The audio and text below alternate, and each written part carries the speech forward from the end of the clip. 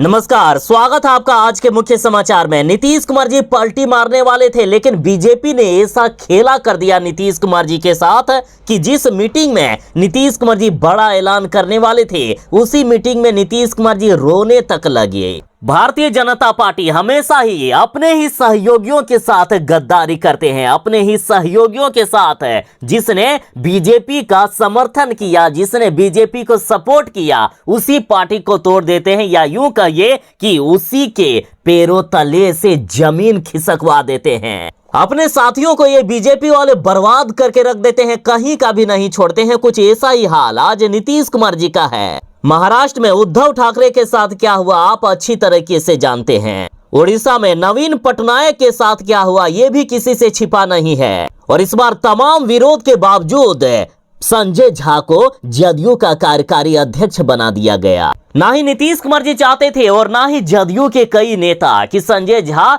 जदयू के कार्यकारी अध्यक्ष बने, लेकिन अमित शाह ने ऐसा चाणक्य नीति रचा कि नीतीश कुमार जी फंस गए। नीतीश कुमार जी पर दबाव बनाया गया और आज नीतीश कुमार जी की पार्टी को ही ये लोग फंसा लिए हैं। नीतीश कुमार जी के सांसद अब इनके साथ नहीं है। कभी भी नीतीश कुमार जी को बाहर का रास्ता दिखाया जा सकता है। आखिर ये संजय झा बीजेपी के कितने करीबी हैं, इस पर हम बाद में बात करेंगे। पहले आप ये खबर देखिए। दिल्ली में मुख्यमंत्री नीतीश कुमार जी मीटिंग करने वाले थे। नीतीश कुमार जी के मीटिंग से ठीक पहले प्रधानमंत्री नरेंद्र मोदी जी ने जदयू नेताओं के साथ मीटिंग कर ली।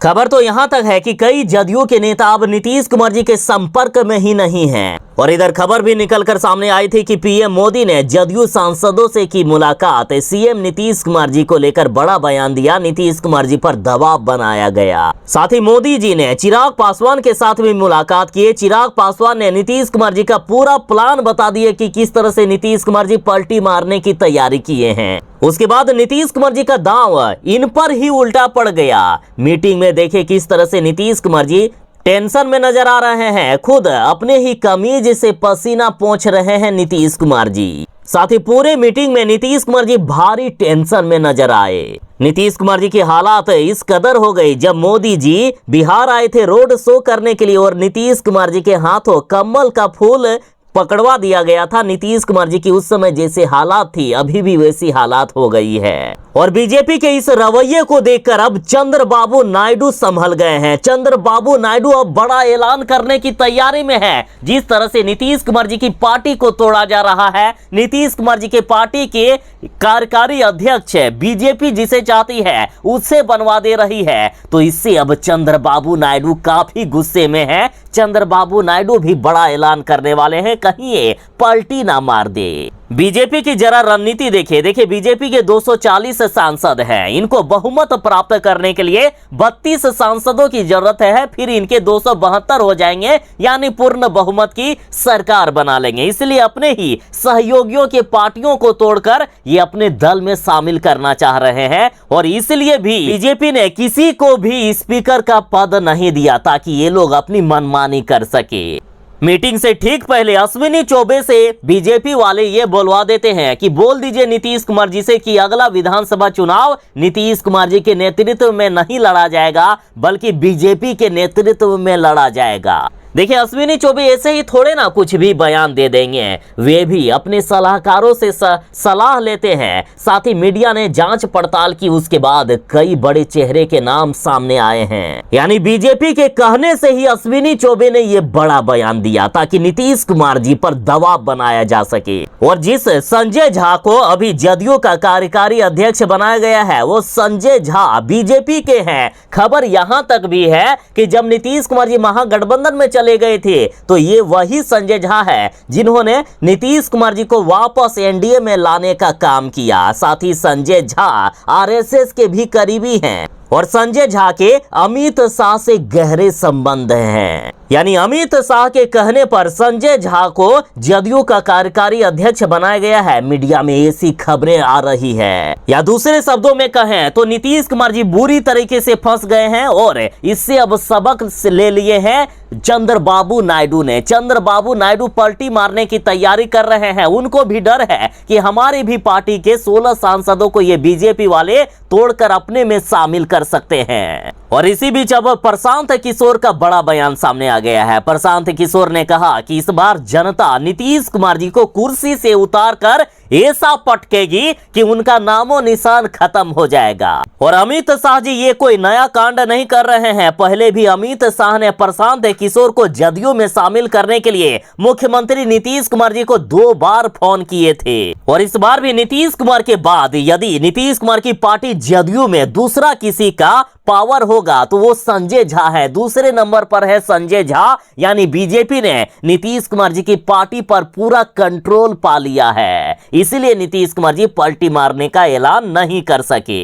नीतीश कुमार जी चाहते थे कि अपने बेटे निशांत को राजनीति में उतारें, अपने बेटे निशांत को अगला भावी मुख्यमंत्री बनाने का ऐलान करने वाले थे नीतीश कुमार जी ने, लेकिन बीजेपी ने ऐसा तोड़ा मरोड़ा नीतीश कुमार जी को कि नीतीश कुमार जी संभल भी नहीं सके।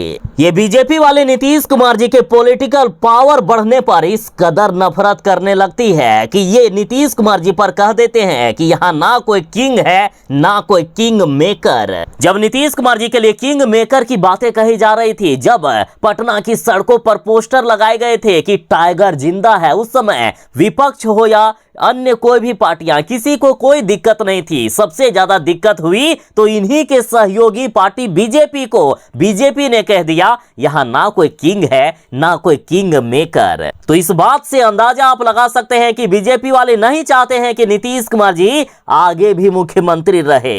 अभी ये बीजेपी वाले नीतीश कुमार जी के उम्र का हवाला दे रहे हैं कि नीतीश कुमार जी की उम्र हो चली है, इसलिए अब इसे कैसे मुख्यमंत्री बनाया जाएगा। अब बिहार में अगला मुख्यमंत्री कौन होगा, बीजेपी का होगा या किनका होगा, इस पर विचार किया जाएगा। लेकिन नीतीश कुमार जी का उम्र हो चला है, इसलिए ये मुख्यमंत्री नहीं हो सकते हैं। कुछ बीजेपी के नेता ऐसा भी बयान दे रहे हैं। यानी चारों तरफ से नीतीश कुमार जी को मुख्यमंत्री की कुर्सी से हटाने की तैयारी कर लिए हैं बीजेपी ने। और इसी बीच अब चंद्रबाबू नायडू का बड़ा बयान सामने आया है। चंद्रबाबू नायडू देख रहे हैं कि नीतीश कुमार के साथ किस तरह का सुलूक ये बीजेपी वाले कर रहे हैं, और इनके साथ भी ये हो सकता है। बीजेपी का कोई गारंटी नहीं है, इसलिए चंद्रबाबू नायडू एनडीए से अलग होंगे। कुछ ऐसी बड़ी खबरें सामने आ रही है। और वैसे भी नीतीश कुमार जी और चंद्रबाबू नायडू यही 2 चेहरे हैं जो बीजेपी को सबक सिखा सकते हैं और इंडिया गठबंधन की सरकार बना सकते हैं। और ये बीजेपी भी अच्छी तरीके से समझती है, इसलिए नीतीश कुमार की पार्टी को इस तरह से तोड़ मरोड़ कर रख देना चाहती है कि नीतीश कुमार जी